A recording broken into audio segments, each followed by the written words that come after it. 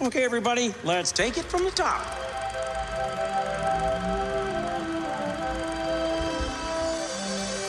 To all who come to this happy place, welcome. Hi, hello everybody, and welcome back to D Plus Us Weekly, the show where we talk about shows exclusive to Disney Plus, episode by episode, week by week, for our enjoyment and yours.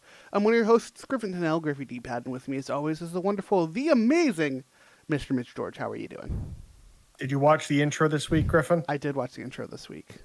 Because you got to watch it every goddamn week, because we're talking about X-Men 97. One It's so time. goddamn good. It was one time. I'm never going to let you live it down. It's all right. When we There's rewatch, always something new. Always. there's always something new, even if I'm not always 100% paying attention. But also, I just want to say that I was right. Sunspot did not get his title card. I told you. Anyways. For reasons that we will get into. Anyways, what's up, folks? Welcome back. We are talking today about part 2 of Tolerance is Extinction, the penultimate episode of this season of X-Men 97. God damn, the show is amazing. Every week, it steps it up. And they got to things in this episode I did not expect to get out of Disney animation. This is very clearly them letting a creator or a group of creators tell the story they want to tell, regardless of the medium, in this case it being animation. And I think I can say unequivocally that this is the best mutant story we have ever seen brought to television or film. Yeah, I think I can agree with that. I don't think there's any. Deadpool probably gives it. Deadpool 2 specifically probably I gives think it a the bit of only- a run for its money. Yes, because I think the only story that beats it X-Men wise is Logan, and I don't think that's an inherently Yes. mutant storyline. That's a personal storyline. Yeah, but we'll get nothing has told the mutant experience better than this, with a close second probably being X-Men First Class. Yeah, definitely Which, worth. if you haven't watched that movie recently, go rewatch it because it's a banger. We'll do an episode on it at some point in the future. We have so many we have to do. Seriously, folks, we have a list, and it is long. It doesn't get any shorter. It just keeps getting added to, which is good because it means we can keep doing the show. Anyways, bit of housekeeping before we jump into things. First off, thank you for listening. We've been a bunch to us. Go check out our other show, which is D Plus Us, our normal every other week show where we talk about movies, TV shows, etc., etc. Our most recent episode of the show is all about a horrible movie on Hulu, Final Fantasy: The Spirits Within, where you can watch me torture Mitch. It's a very great time. It's terrible. Why you do this to me? The show is a great time. The movie, less so. You can also check out all of our other stuff on YouTube if you're listening on podcast services. Head over to youtube.com/@DPlusUs to see our video versions and our beautiful faces and maybe other stuff that might be popping up at a later date. All that said, this is full spoilers for episode 9 of X-Men 97. So keep that in mind as we jump into this episode. Mitch, there's a lot to talk about again this week. Two big things right off the bat, though. First off, we got Blue Team, we got Gold Team. Us finally getting those names that mean so much to X-Men. But We also, got Storm in the costume in the intro. Not like going back to the intro. Like the intro changes every week. Getting Storm in her new costume in the intro is awesome. everybody else, though, getting new or old costumes. The Pride of the X-Men costumes are back, and I'm all about it. The original Marvel girl, the brown and yellow, Magneto going back to the classic villain outfit. But the also, yellow chair, Magneto's like- struggling in that outfit. That first shot of him, like, looking down at his helmet, being like, is this what I really have to do? So good. But yeah, getting Rogue in particular, getting her one of my favorite costumes for Rogue, of like the all green, essentially jumpsuit with the hood. Well, and just wearing Gambit's coat until the point where she decides that she can't. Like, she stands up for her kind. Honestly, So like, good. So Magneto good. was right. I understand why. Like, I understand why both sides of this conflict are doing what they're doing. And that's what's so brilliant about the way this is written. I don't think we've ever seen the mutant conflict better realized. Of Xavier's right, Magneto's right. They're both right, but they still have to fight over the fact that one ideology is more destructive than the other. of humanity, I suppose. But even still, it's hard not to agree with them both. And it's right? really, frankly, it's really hard for me to agree with Professor Xavier in this conflict. Like, it's like I understand it. It's one of those things where I feel like I've been bringing this statement up a lot lately, but it's like I understand. Understanding does not necessarily mean agreeing, and I think that's a lot of what this show has been. Like, I understand why both sides are at their wits' end. I think it's very particular why it is Rogue and Roberto that side with Magneto. Rogue, who was the only other, aside from Kurt, was the only other person there at Ground Zero of Genosha. And Kurt is mostly, at this point, just trying to support everybody else. Like, I think Kurt at this point is so wrapped up in everybody else's stuff that he hasn't necessarily processed it for himself. It's very much coming off that way, at least. Mm-hmm. And Roberto, who had that very personal rejection of his mutantdom from his family, going to the side of, like, the people who will accept him, like, it makes a lot of sense on that side. And then the other side, it's largely, hey, we can't start a war. It's butting against a little bit of a trope that I absolutely hate when it comes to Marvel. And it's not just Marvel, everyone does it, but the trope of, like, the bad guys are right, but they're also killing people, so we have to stop them. Yeah. It was my least favorite part, for instance, of Falcon and the Winter Soldier. Like, the Flag Smashers were right, but also they wanted to bomb New York, and you can't bomb New York. Yeah, like Magneto is right, but he's also going to destroy the entire planet in 12 hours. Yeah, like, and I struggle with that a little bit, but I think that there's a lot more nuance to this show than that typical issue. Oh, I mean, even just there's the moment when Blue Team is fighting Magneto, which also, Cyclops is a fucking idiot. Well, yeah.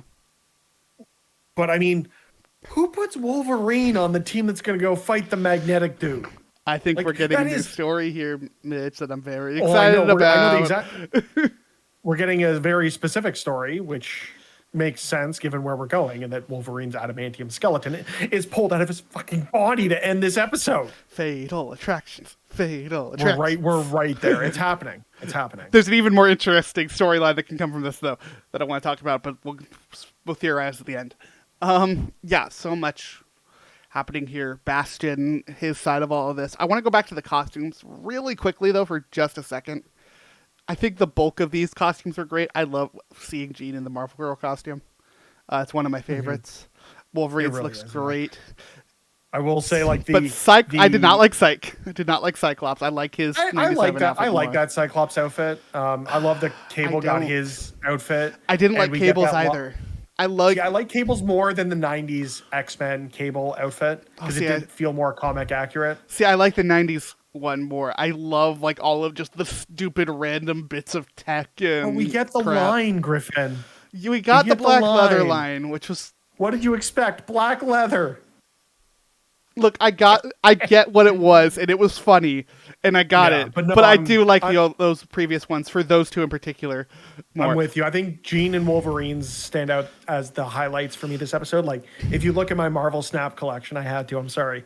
The Jean Grey's making a comeback, all right? This card released. People were like, it's all right. And now it's got this resurgence. And I spent in-game premium currency that you earn slowly over time, because I'm not giving this game any more money than I have to get an Art Germ variant that is her in that outfit in front of the Krakoa portal.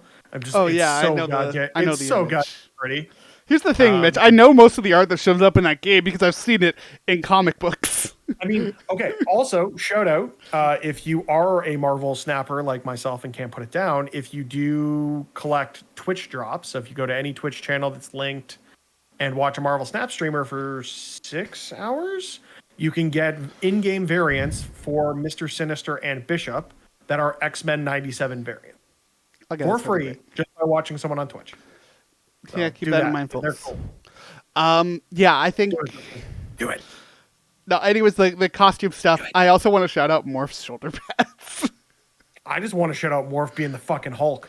Morph is great. Morph is great as always, but seriously, the shoulder pads were just so funny to I me love for that some Morph reason. got like a proper, like I love that Morph and Roberto got proper X-Men uniforms in this Yeah. too.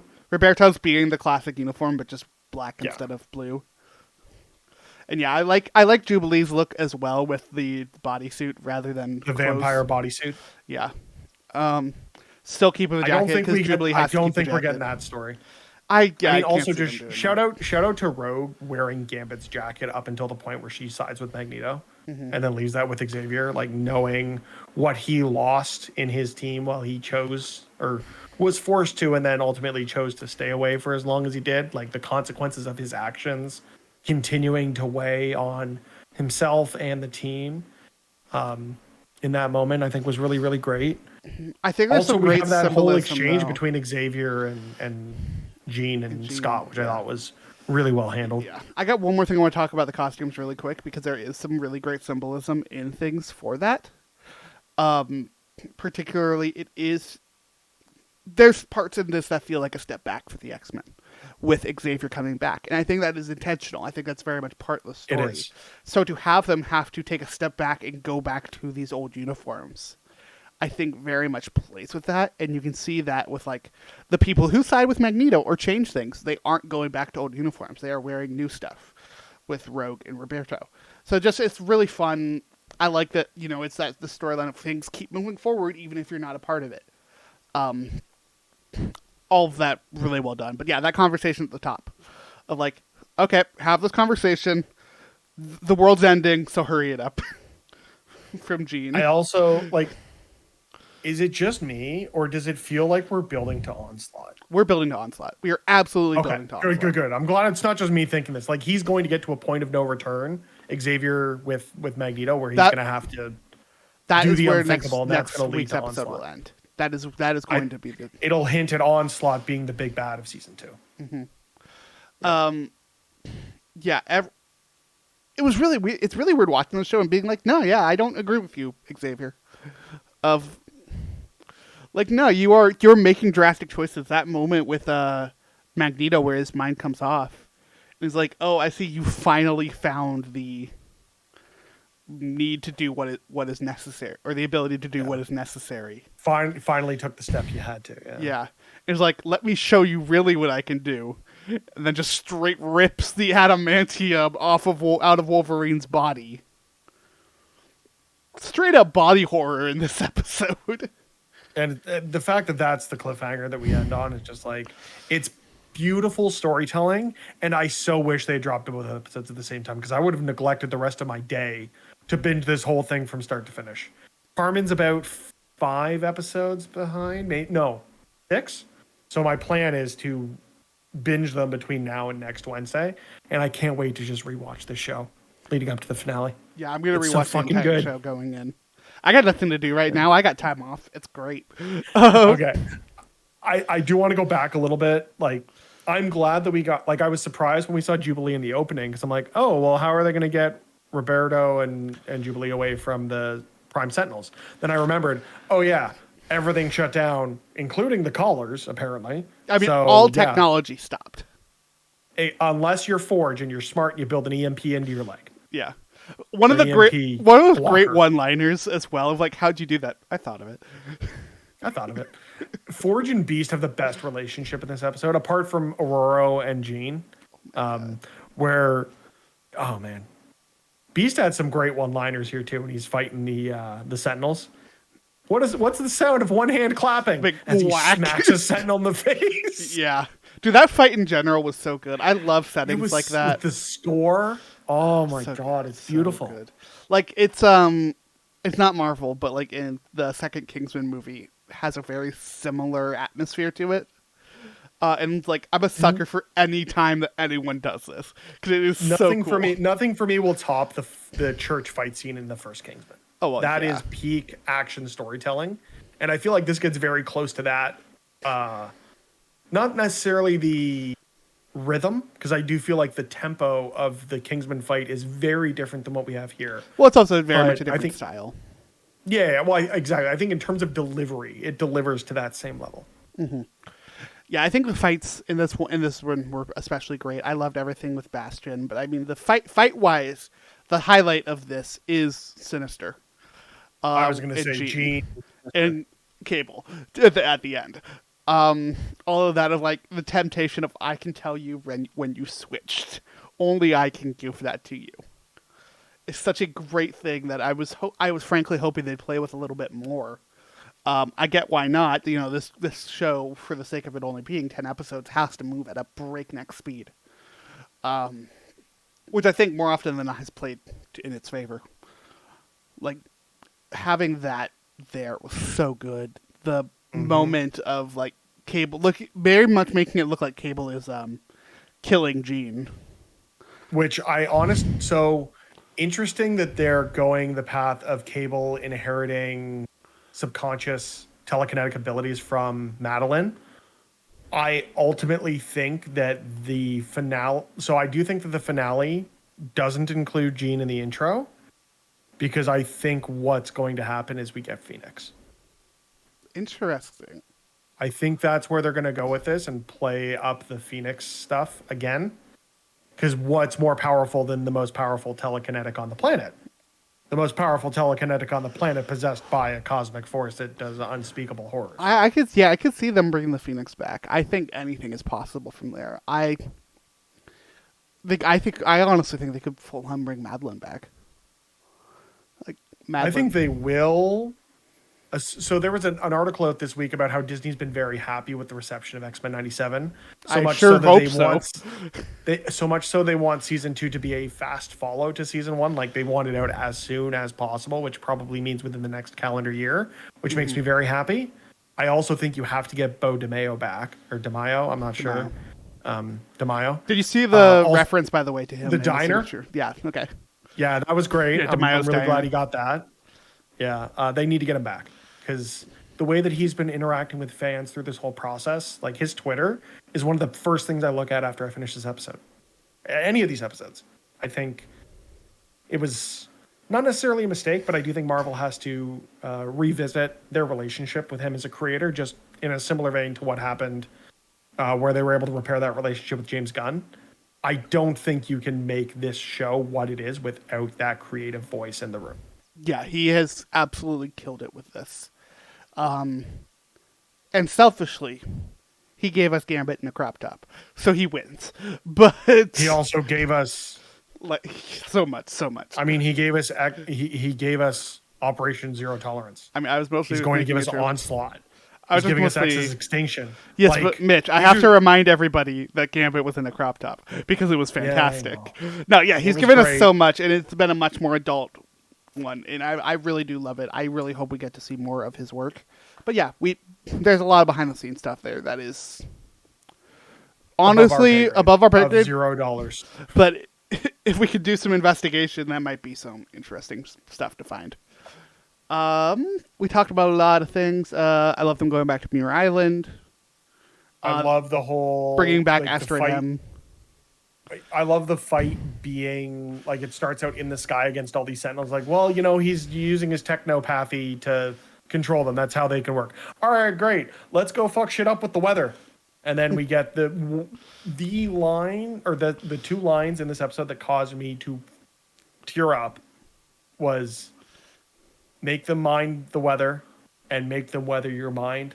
That sibling relationship between Aurora and Jean is so strong and comes through so well, both in their initial embrace when Aurora comes back and then this scene. To that moment of like her flying over. But even more than that for me, like obviously that one was great, but when Aurora saves Jubilee and Roberto, it just instantly Jubilee just runs up and hugs her. So good. It was so good. So fantastic. And I love also that like no one's questioning it. Like, yep, Storm's back. Great. We have other things we gotta worry about right now. They did, where we got the embrace between Jean and Storm. Like, well, yeah, like Forge. Like, yeah, thanks, Forge. All right, cool. We're done. No, it's just like it's one of those things where it's like, yeah, you can tell, like, okay, we'll have the conversation about this later. We got other shit we gotta worry about. Well, like there could have been more build up to the rescue of Roberto and Jubilee, and there wasn't. There wasn't a need to in the way that they're telling the story. Like that could have been an entire episode, but they realize, you know, at such a small piece of this larger story that they're trying to weave that They don't need to do the prisoner breakout like they did in the comic, which I appreciate that they're paying homage to a lot of these very iconic X-Men moments from 90s comics, but not feeling like they have to go and do it beat for beat, which honestly is to the benefit of the product and those consuming it. Oh yeah. So let's talk about what's coming next, because obviously we don't know what's happening in the finale. We can theorize all we want. Our big theory is that Onslaught will be coming up next season, which would be wild. Onslaught being essentially a being created from the worst parts of Xavier and the worst parts of Magneto combined into one person. And there's only one thing I can think of that can stop that. Which is the Phoenix. Power of the Phoenix, exactly. And maybe that leads to the Phoenix Force storyline. Because, I mean, another big thing, I mean, I don't want to get too into the weeds on the comic side of things. Like, the reason why Onslaught was such a devastating villain in the comics is that moment essentially, like, Onslaught killed some very important people in the Marvel universe, and it made people hate mutants that much more. So Yeah, Xavier is prone to become the thing that which he hates the most, which is something that's going to make people fear mutants. Mm-hmm. And it's just the way that they can tell that story. I'm so ready. And I think what's really interesting about Onslaught in particular is that the connections to the larger Marvel universe. Oh yeah, like we've seen Cap, we've seen Hulk. I fully expect by the end of season 2 for Onslaught to kill Iron Man or the Fantastic Four. Like I can see them bringing in the Fantastic Four and going along that storyline of Franklin being a mutant, Franklin Richards, son of Mr. Fantastic and Invisible Woman. I could see them bringing Spidey back in. Obviously, they can do it in their own way, so I imagine it would be a Spidey, Cap, Fantastic Four, She-Hulk. The people they used in those 90s cartoons. Iron Man, War Machine. I can see them doing a lot with that, so I really hope they do explore that. But I think the big one here is like, okay, so what happens next with Wolverine? Like, are we going to see the Wolverine's healing factor break? That's my question for you, Mitch. Do you think we'll see Wolverine without his healing factor? Probably. I know that's kind of a half-assed answer, but I do think there's a story they could tell with that, but I'm not sure they want to tell that story since it was told in Logan. See, I think they will. I forget if it's got to be different enough from the way it was portrayed in Logan for it to work here. So we'll have to see. So I think I can see them doing it because it very much reminds me of something in the original 90s show of basically the way that Wolverine deals with trauma. There's a storyline with like the kid of whatever the doctor's name is, Moira McTaggart. Moira McTaggart, who we basically get confirmed did die with Banshee in Genosha. Fuck. But like their kid like manipulates stuff and like just breaks Wolverine, and Wolverine like spends that entire season dealing with that trauma. And more realistically, Wolverine in the story not dealing with it. And I would love to see them play with that storyline again. Like, how does Wolverine deal with this? Like, it gives us a chance to do some really fun stuff. Wolverine goes back to probably goes back to Japan yet again. We actually can see more of the armored suits from Wolverine. I have a feeling they'll want to make, especially after Deadpool and Wolverine comes out this year, the Marvel on high people will want Wolverine to be a bigger part of the next season. You would assume so. I hope it doesn't change much of the original vision that DeMaio and the creative team set in motion for season 2. Because you gotta hope if Marvel wants the season to fast follow this one, they've basically got to just take the stories that were already like the storyboards or the story beats that they wanted to hit and have those in animation like 6 months ago, if they want it to be a fast follow. Oh yeah, I mean, I could see there is a 3-season arc I can kind of see happening here. With the first season that we have it, next season being Onslaught, last season being Avengers versus X-Men. Yeah, I can totally see that. Like you can see It how takes a lot to set up the Phoenix Force stuff. If that's like, I don't know if the Avengers season includes that or if it like ends on that. But there's a lot to build there. I would love to see it build more towards the Cerebro, like the new Cerebro stuff that they've done with Xavier and getting him out of the chair. I'd love to see the Krakoa stuff, especially with a character like Gambit. Like, I just want him back as soon as possible, and Krakoa is the way to do it. Yeah, I don't know what happens next, and I think that's why I love this show. That's exciting.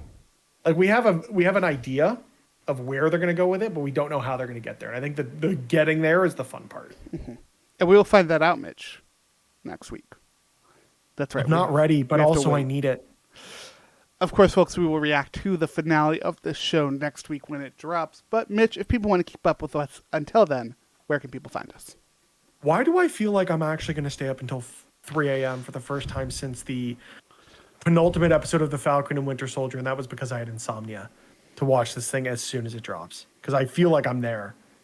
And I don't care who knows it. At D+us, anywhere, Griffin and I's links are in places and descriptions. You don't need to know at this point. You think they're on the D+us You've been along account? for this. You've been along for this ride for as long as you have with us, and we appreciate you being here for it. Yeah, go check us out there. Go check out our other stuff. We will see y'all in the next episode. But until then, have a magical day. X, go and give it to you. Oh, that's new.